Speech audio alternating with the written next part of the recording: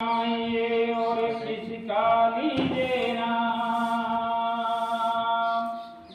मात पिता गुरु अपना भई अलग पुरुष का नाम।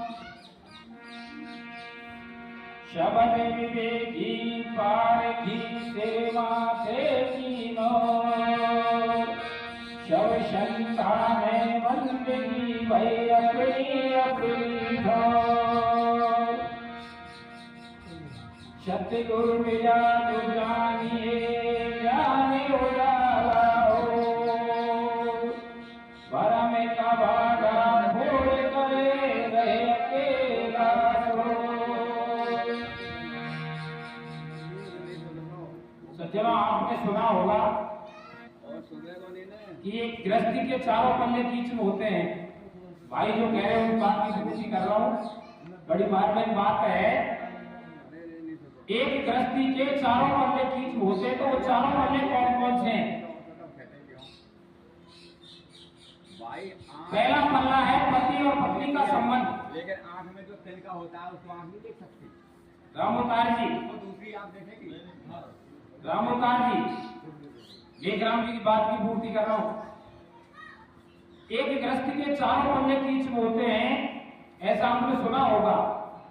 तो गृहस्थी के चारों पल्ले कौन कौन से हैं? पहला पन्ना है पति और पत्नी का संबंध। पति और पत्नी को एक दूसरे की बात माननी चाहिए। पत्नी कहे कि आपको कमा के लाके देना है तो कमा के लाके देना है, गृहस्थी का संचालन करना है ईमानदारी। और कोई 5 आदमी घर में यदि आ जाए और आपने पत्नी को आदेश दिया कि इनको भोजन बनाना है, चाय बनानी है, तो नकारात्मक जवाब नहीं मिलना चाहिए। ये पहला पल्ला है। जब दोनों एक दूसरे का साथ ईमानदारी से रहेंगे तो गृहस्थी सुखपूर्वक आगे बढ़ेगी। दूसरा पल्ला है माता पिता का। माँ बाप के नियंत्रण में रहकर के व्यक्ति उनके आदेशानुसार, उनके कहे अनुसार चल करके सदाचार का जीवन जीता है। उस पाठशाला में मानवता का पाठ पढ़ता है और उसकी काया में गुण बढ़ते हैं और वो सदाचारी होकर के समाज में अपना नाम कमाता है। तीसरा पल्ला है संतान का। जब किसी व्यक्ति की संतान होती है तो प्रत्येक बच्चे ये चाहते हैं कि हमारे माँ बाप हमको ठीक से परवरिश दें, हमारे अंदर संस्कार दें, हमको ठीक से पढ़ाएं।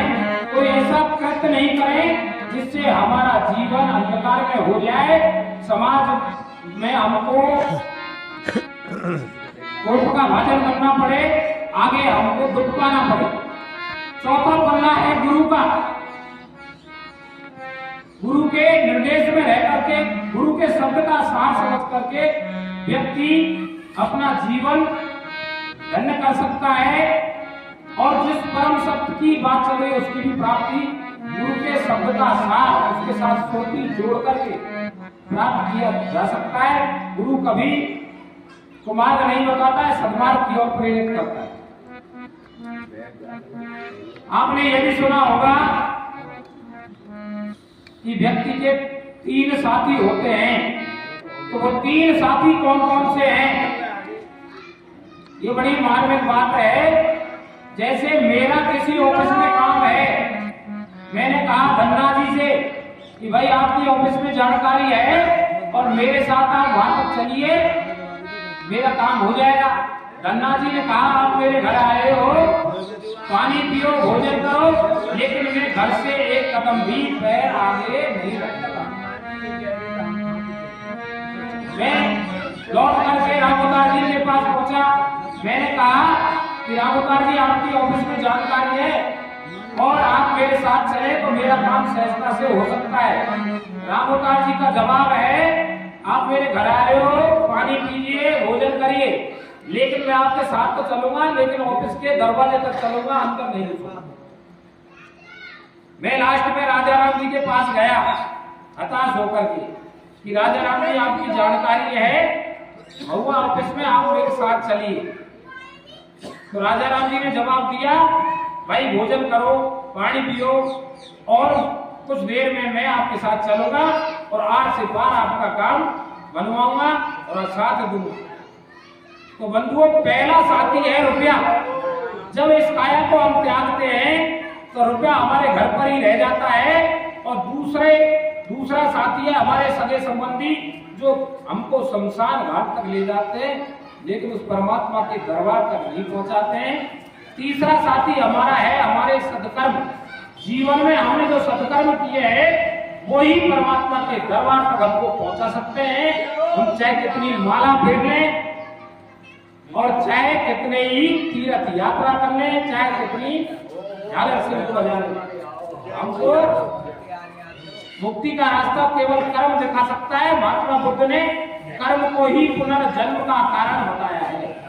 जब तक मनुष्य का कर्म नहीं सुधरता है उसको बार बार देही धारण करनी पड़ती है, चोला बदलना पड़ता है।